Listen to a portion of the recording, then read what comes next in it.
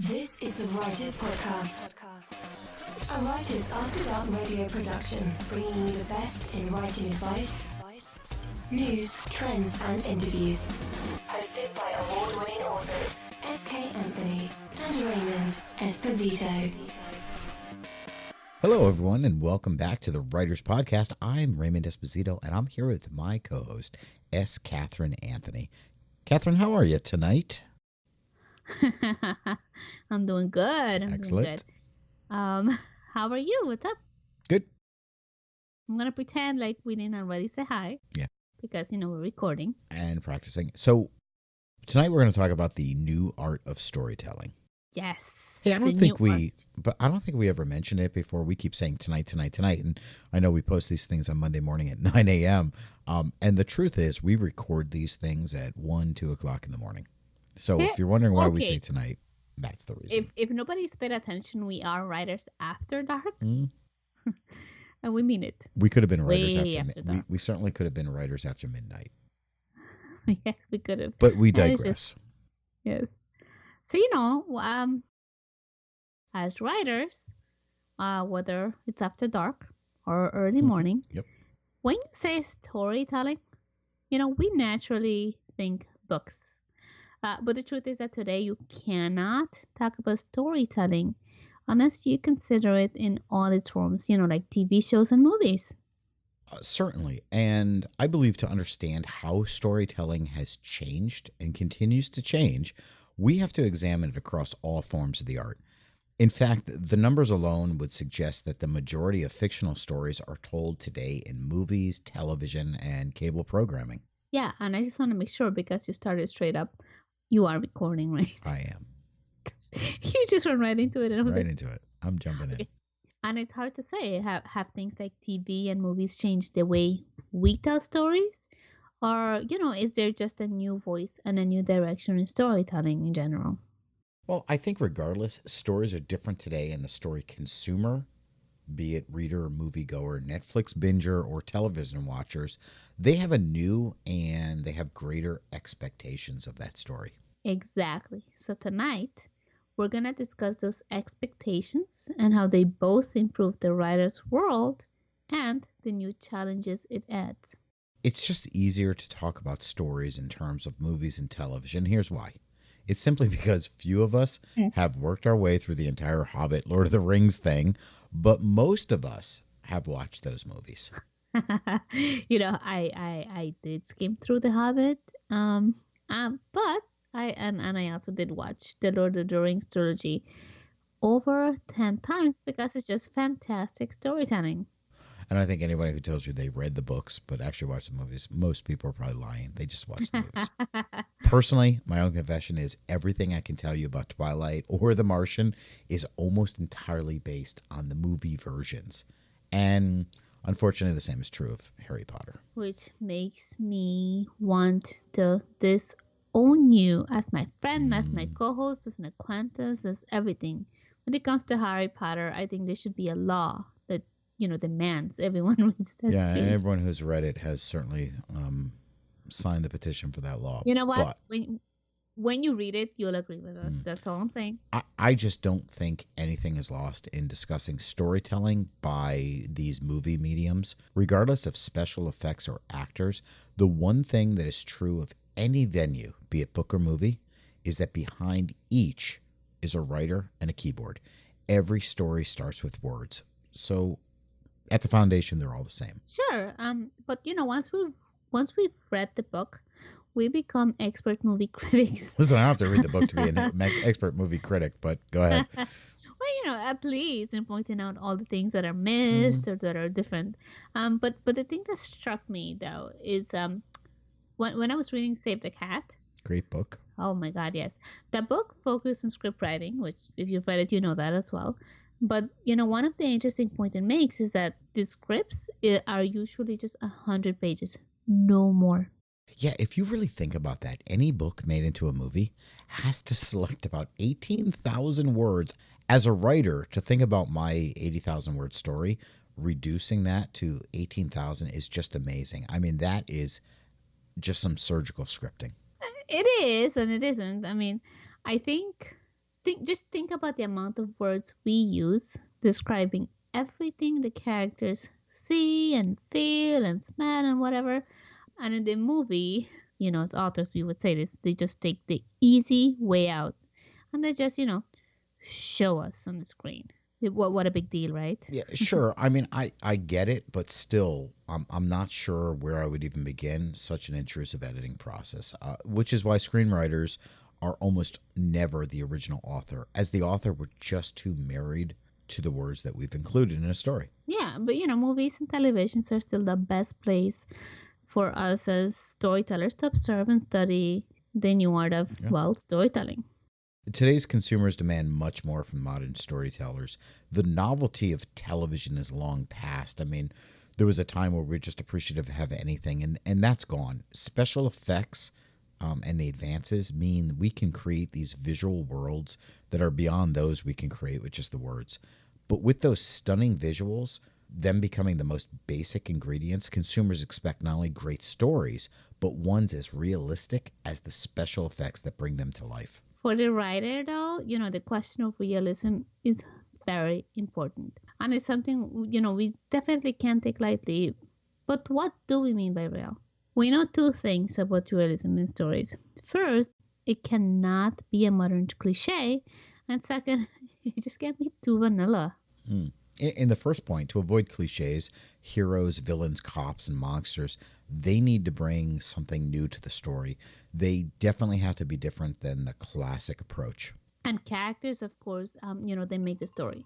Mm-hmm. In real life, people are not always all good or all bad. And we see our heroes in different ways. It's not like the old cowboy movies where the good guys always, they had the white hat. Or never slept with a hooker. That's true. Or they only killed when, they had no choice. Sure, look at House of Cards. Most of us are rooting for Frank Underwood, and yet Frank, he's not a very nice guy. In fact, he's probably a psychopath. But the story is told in such a way that you want him to win and succeed at his plans. There's nothing offered to counter Frank Underwood. No other good guy trying to win, so no one else to root for. And I don't know how many people decided to see this, but unlike HBO's The Young Pope, where he's probably just as evil as Frank Underwood, he didn't give me anything to root for or anything that I could relate to. He lacked charisma. So not all evil main characters are good or interested enough to hook any story lovers. I think 5 people watched the show. You and I watched a couple episodes. I gave up because for me, the show just didn't work.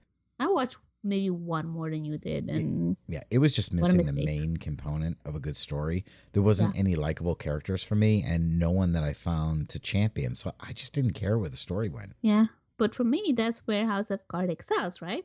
Almost all of the characters, they have hidden agendas. But they make you care. It's interesting to me that even James Bond has changed. I grew up with the Roger Moore version. Generally, he was a nice guy, although, a two-dimensional character at best. But even when he was replaced by Pierce Brosnan, the character maintained values even with this license to kill. But in today's Bond, played by Daniel Craig, we have a much more raw version. He's more conflicted. He's more likely to make conflicted decisions. And yet we get him more than we got the other versions. And I think we get him because he better reflects the us. He does shit we ordinarily yell at the characters on the screen to do. That's true. And while I like both of those actors' portrayals, I do have to say I kind of miss Pierce Brosnan as Bond. I can't exactly pinpoint why, but I think it's because he seemed more sophisticated and more like a gentleman. And for me, that really worked. I really like that. Yes, Daniel Craig represents the end of what I call the gentleman Bond and gives us the reality of being an undercover operative. They demonstrated that perfectly in Vin Diesel's movie Triple X. The movie opens with this classic James Bond type of spy who gets killed by the harsh reality of the real world about 120 seconds into the film. I think characters, though, like Jason Bourne are sort of leftovers from the old hero line. He does the right thing, and he only kills people who really deserve it. After this last movie, I think my love for it kind of died. And it's not because she remembers who he is now, but that wild action and that mystery he had, it kind of dissipated. It makes me wonder, at which point are the big movie makers going to stop making the same movie over and over? For me, it was just like another Jason Bourne, nothing more. It was missing, that new mystery. And that's the aspect that made it so intriguing. A good story has to surprise us. Jason Bourne just didn't do that anymore. There was nothing of importance to discover. The character's desire for justice, it didn't really do it. The best, most intriguing part of the last Bourne film was the ending. That's where I really wanted that story to start. Sean, he now finds out his dad was involved. But the main that brings you into the cliche storylines. Speaking of dads and cliches, look at the direction of the second Guardians of the Galaxy. Still hilarious, but really just a weak story. Yes, I liked it a lot. I, of course, love Baby Groot. I am Groot. Because yes, Groot? Exactly, I am Groot. But it kind of felt like, they took advantage of my love for the characters, and they didn't deliver on what could have been an amazing storyline. Maybe it's too much going on. Maybe it's because, we're storytellers, or maybe we expect too much, but I'm not sure. But between the dad and the gold people, it was just like a little bit all over the place. When you're calling characters that actually have a name the gold people, it just says that it didn't get through. I mean, that's a sure sign that and I can't remember the name. They're the gold people to me too, so that shows a problem. I'm sure all the comic lovers are going to be like, why don't they know? But because we don't. Taking comparison, Rick Grimes from The Walking Dead. Now, he's done some, in these last episodes or his last seasons, he's done some questionable shit. The characters in a story have to grow, unless, of course, they're James Bond. James Bond doesn't need to. But you compare Rick Grimes in season 1 to now, to who he is today, and you see some great growth. A guy who's really changed with his world. And all the characters in that story have. And I think that's what makes that storyline a continued fan favorite. Right. I think Shane was there right away. But anyway, for Rick Grimes, you go with characters that, in season 1, they wouldn't kill a fly. They feel like Morgan does, that all lives are precious. And now they're at the point where they kill other humans in order to protect their group. In other words, they shoot first and they ask questions later. I think what we're talking about is the second ingredient of realism, which is it just can't be vanilla anymore. Vanilla doesn't work. Yeah, there's still a market for the wholesome stories. We'll still consume large amounts of them during the Hallmark Channel's 25 Days of Christmas. I love that stuff. Heck yeah. And we'll still expect our Disney and Pixar movies to be appropriate for children. But obviously, those aren't the types of stories that grab social media attention or become the water cooler discussion, if there's still such a thing. Right. But the stuff that works for that, it's the same stuff that embeds realism. So I obviously have my own company, so I work for myself. So my water cooler discussions are me talking to my dog in the afternoon. So, and let me tell you, he's a great sounding board for my views and opinions on the latest movies. Sorry. I'm sure. Okay. Does he not sit next to you when you're watching these stories? Yeah, he sleeps a lot, though. So the water cooler discussion applies because I'm sure he's barking to you the same thoughts. He nods. He does not. Look, I've met Zeus. I know this is the case. And me, we agree. This stuff that embeds the realism and all its blood, the guts, the flesh, and, all the controversies into a story. You can see that, but, just look at the most consumer acclaim stories, like again The Walking Dead, or bringing the Westworld, Game of Thrones, Orange is the New Black, Breaking Bad, and even 50 Shades of Grey. These are the stories where the good guys, they're just not so good. The violence is realistic, the sex is explicit, and beloved characters, well, they just tend to meet unhappy endings and death. In the 60s and 70s, there was this new form of movie, which has been resurrected, called Grindhouse.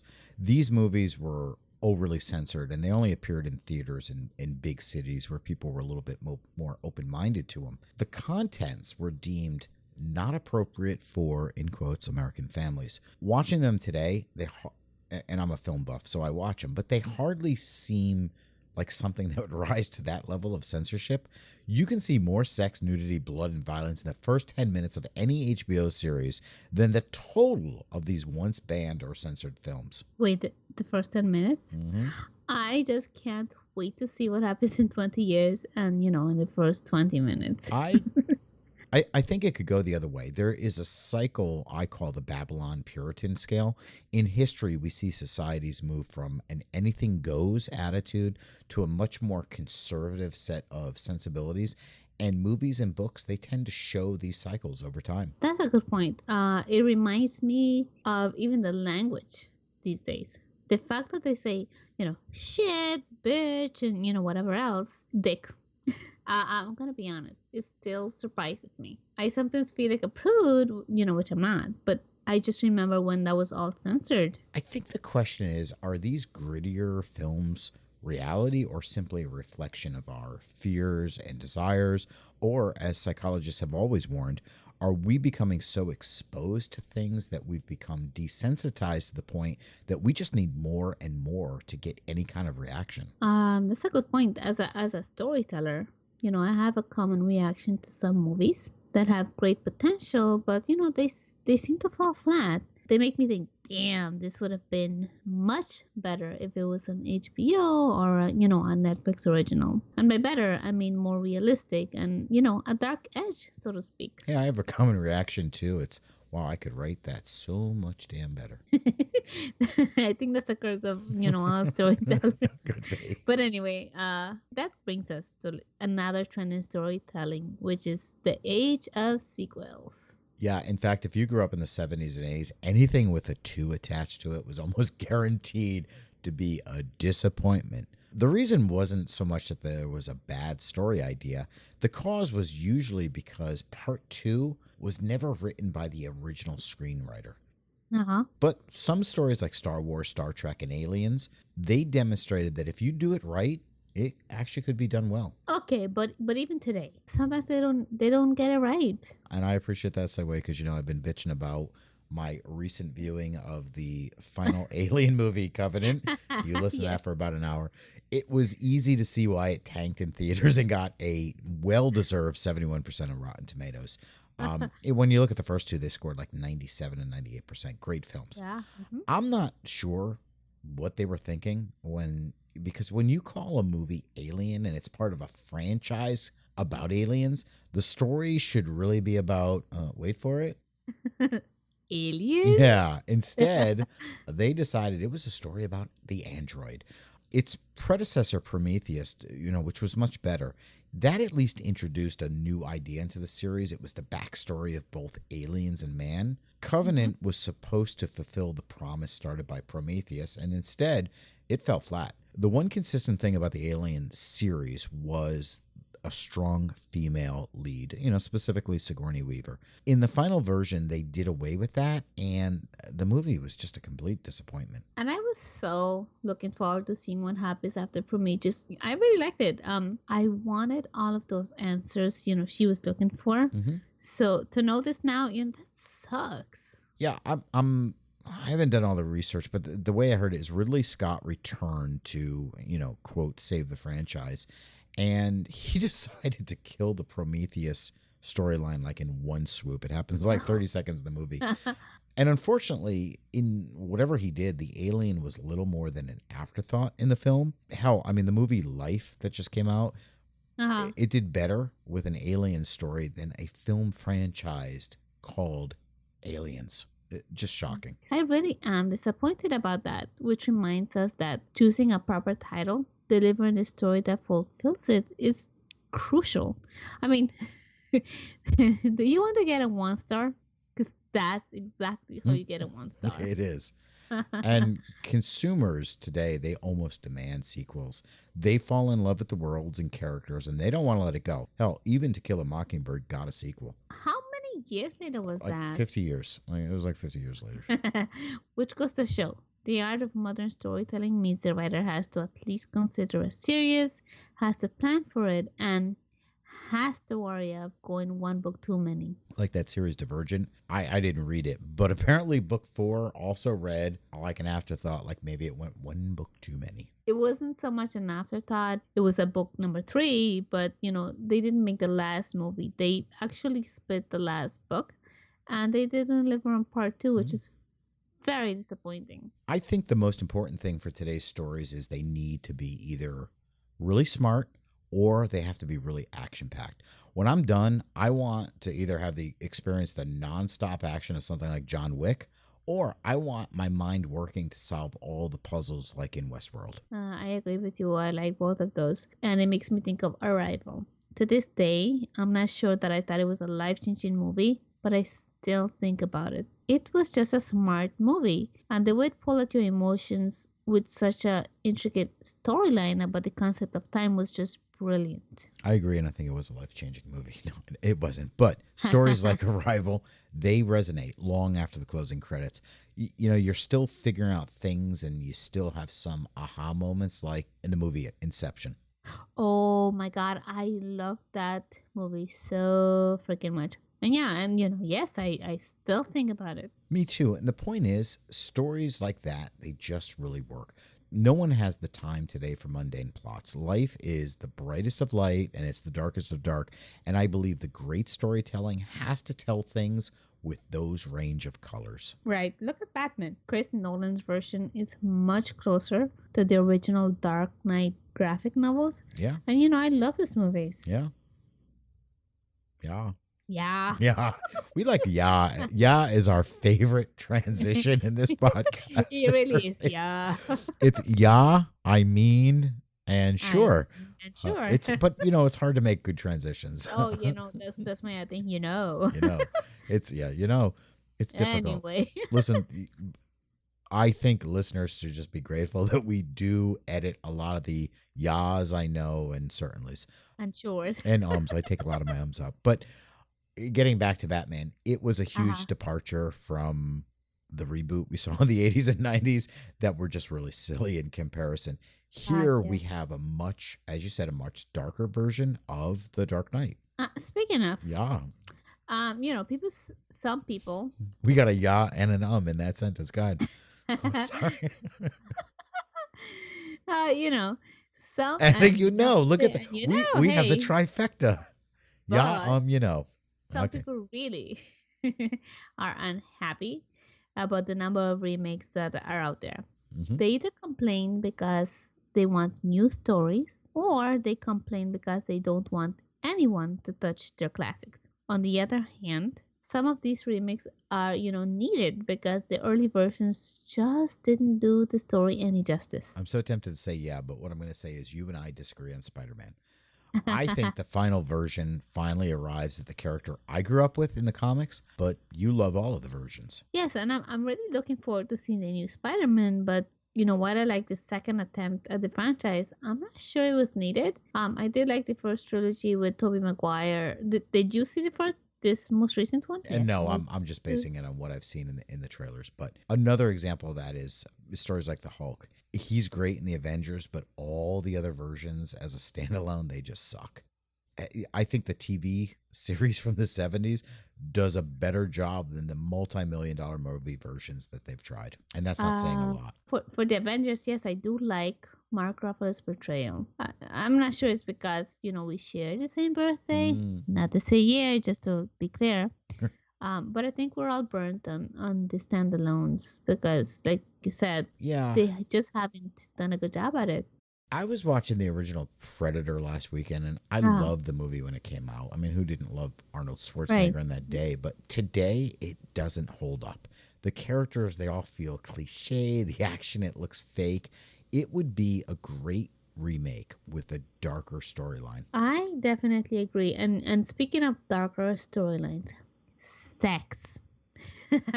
Sex has undergone one of the biggest changes in storytelling. There is an interesting enticement device that they now use in all series, and I first noticed it in Game of Thrones. The early episodes lead with sex and or nudity. The first season of Game of Thrones used both as a staple, but then in these storylines, once viewers are hooked, that stuff begins to fall off. So it's definitely a device to attract an audience. I think I've noticed they start showing in like the first episode of every season, but then that's it. Either way, you still see more sex almost everywhere these days, and people are just more open to accepting it as part of realistic storytelling. I think a good example of that is the fact that erotica has gone mainstream. Just look at the women who poured into 50 Shades of Grey. That was an audience that defied demographics. It was filled with women from ages 20 to ages 70. We found our perfect spot. No pun intended, people, no pun intended. But instead of calling it porn, we call it erotica. We just add some romance and, we're all happy, especially your significant others. The amount of babies being born because of 50 Shades? It's just insane. If you go and check out the mommy blog world, your job is just going to drop. So maybe the movie did have some value. But I will say, because sex can be realer today in the movies, it absolutely raises those realism stakes. Any stories that rely on what I call bra sex simply aren't getting it done. Vampire Diaries is famous for bra sex scenes. I mean, maybe it's a thing, but if you're going to even bother with the sex scene, don't make it unrealistic. Show us the boobs or just fade to black. Okay, but that's the CW, whatever they're calling it these days. But movies have it too. The movie Bridesmaid had it, and several other rom-coms. But at least we call it romantic, not erotica. In reality, they don't even have to show the bride. Just cut the scene and show them under the sheets after. We know what happened. As a side note, though, sex still has some censorship. It's interesting the things we can see and the things we can't see in a movie. Nudity and full nudity is fine for a female character, but male nudity is still limited. And if a storyline attempts to show a woman masturbating, the MPAA slaps it with an X rating. The MPAA? What is that? Yeah, they're actually, and there's a great Netflix documentary on it, they are a secretive, unknown group who slap the G, PG, PG-13, XR. They slap the rating onto movies based on criteria nobody fully understands. Hang on a second. So they get to go and see all those interesting scenes? Oh, my God. I can't even imagine. How do we get on that? Yeah, I don't know that I want to be a part, but... This is exactly one of those reasons that the premium cable stations, like Netflix, and why they're taking up so much of the storytelling market share. They don't have those restraints, and they can tell women's stories better and with some realistic characterizations. And speaking of women, it's changing slowly, but the new art of storytelling is in large part through the female voice. Women are the largest consumers of books, movies, and television, and they're starting to get involved. Yeah, female consumers set many of the expectations, and the younger generations of females pretty much demand stories that reflect them, not someone's idea of them. Interestingly, when it's done right, the results are incredible. Look at the remake of Wonder Woman. Here we created the first credible female superhero. She wasn't dragged down by the love for a man. She didn't need the guy to save her. She didn't make the classic female emotional mistake, which he had to console her over after he corrected it. And the result is one of the top-selling worldwide movies of all time. I thought it was amazing. So did I. But I really loved that they did a female lead, justice. There was no cop-out, like, say Catwoman or Elektra or any of those other ones. It was just great. And I wish we could get into the story more, but it's, it's the kind of new one. There are at least three people who haven't seen it, but still, wow. And I have to say, I love the remake of the Wonder Woman music with her fighting scenes. Yes. And you bring up Elektra, which is a great point. They bombed that character in the movies because of all the classic female characterizations. Yep. But in resurrecting her in the Netflix series Daredevil, we finally get that badass version of her that we wanted. Yeah, I like that portrayal as well. For me, it's not about a male or a female voice, though. It's about using real voices in the art of storytelling. I like the direction and the gritty reality of it all. I like the questions it raises about society and our views. I think in some places we're going overboard. I don't like political messages in my storytelling unless they deal with the big things, the way Animal Farm dealt with communism and 1984 dealt with the military-industrial complex. But overall, the gritty reality works for me. And that doesn't mean just violence and sex. I'm talking about characters that have real problems and aren't just these classic cliches. Exactly. Anything that can get me emotionally invested is a winner. And that to me is what storytelling should do. It should entertain, it should make us think, and it should reflect the important and big questions for our current society. So we'll leave you with this quote by Margaret Atwood. You're never going to kill storytelling because it's built into the human blend. We come with it. Thank you for listening to the Writers Podcast. Be sure to subscribe so you never miss an episode. For more articles, news and advice, visit our website, writersafterdark.net, or follow us on Facebook and Twitter. The Writers Podcast is a Writers After Dark radio production. Executive producers SK Anthony and Raymond Esposito.